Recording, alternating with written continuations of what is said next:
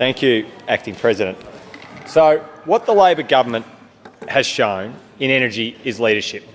And what energy needs to keep prices down for Victorians in their homes, for Victorians in their businesses, in our schools and in our hospitals is leadership.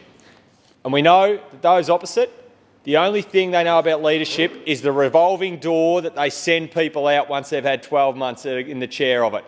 That's the only thing they know about leadership, cutting people down and kicking them out of their party's leadership position. And the consequence of this is the Liberal Party have no plan on energy. The Liberal Party have no plan on energy. I absolutely will. So as I was talking about leadership in energy policy, and perhaps if there wasn't so much frolicking around leadership, I wouldn't be drawn to it, to my attention. But what Victorians need, as I've said, for low prices, for guarantee of supply, is a clear plan. And the reason why I was raising the lack of focus on policy by those opposite, their attention being drawn to other things more internal, is that they don't do the work to bring up the policies and create the plans that industry can clearly get around and understand, that Victorians can clearly get around and understand. Because when you don't have targets, when you don't have a pipeline of work to get to your targets, to get to your goals, you cannot achieve it. And that's exactly what we saw the last time those opposite were in power. 4 years of nothingness. And that is exactly what would happen again. And that's why we're here talking about energy, Mr Davis. That's why they come up with harebrained ideas like $30 billion nuclear power stations, because they don't do the work, they are lazy, and they take pot shots from the opposite. And we know what else the Liberals will do. They will cut jobs right across the board. We know the Liberals hate workers. We know their economic policies are to drive down wages. They don't want to see the prosperity of all Victorians, every generation having a better quality of life than that before. That is not in their interest. It's cheap politics, it's nasty politics, and it's negative politics. And Victorians see that, and they know it. They see it in a variety of policies. They see it on housing. Negativity. No. They see it in energy. Negativity. No. They see it in building. Negativity. It doesn't matter what it is. It's the same outcome from the Liberal parties, which is going to, if they ever, God help us, get their hands on the lever, we'll see nothing but inaction. And living quality for Victorians will go backwards.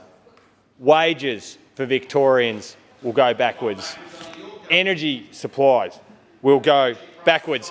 And you know what will happen? They'll get to the end of their 4 years, much like Doolittle and nap time, of doing nothing, and they're going to look around and they're going to go, gosh.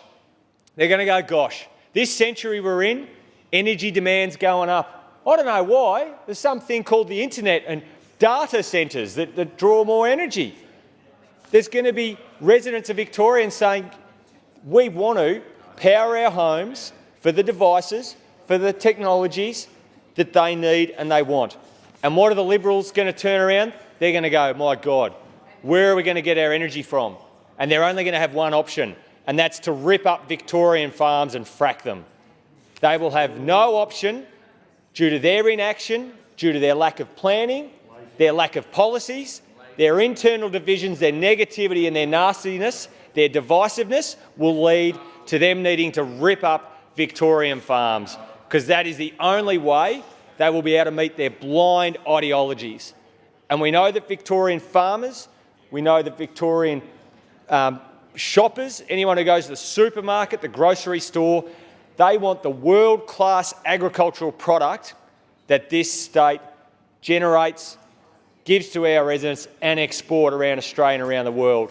But they will be very, very willing to rip up those underground water aquifers, poison them, poison the soil, degrade the capacity of our farmers to provide for Victoria, our nation and the world. They won't care, because their meaninglessness, their nothingnessness with their policies and their plans will leave them in a void where they have no other option but to go after farmers. Whereas this side, we've got clear plans that are seeing us deliver the cheapest wholesale energy, electricity and gas of any state on the East Coast. Cheapest retail electricity and gas of any state on the East Coast. And that is because of a pipeline of policies working towards targets that industry can clearly understand, that residents can understand. It's about getting out in front and laying the pathway we achieve. And we've seen solar uptake across this state, 1 in 3 homes, 3 gigawatts on our rooftops, and residents know it's the cheapest form of power. If only you lot could get your head around it. I asked Mr Davis earlier in the debate, what is your plan? What percentage of your electricity generation would be renewable? He can't answer it because he's got no idea and no plan. You guys know what you're against. You know what you're against, and you know that you can come up with some idea for 30 years' time in the never for a nuclear reactor that is just selling workers a pup, coal workers who need jobs as our coal stations close, not coal workers being left waiting for a decade in limbo. It's negativity, it's nastiness. You're selling Victorians a pup, and Victorians know that another 4 years of the Liberals would be like the last 4 years of inaction, indecisiveness, downward pressure on workers' wages, loss of jobs, and worst of all, ripping up farms for fracking. Thank you, Acting President. McIntosh, your time has expired. Ms Barth. Well, Acting President, that was a fairly large load of claptrap that we just were subjected to.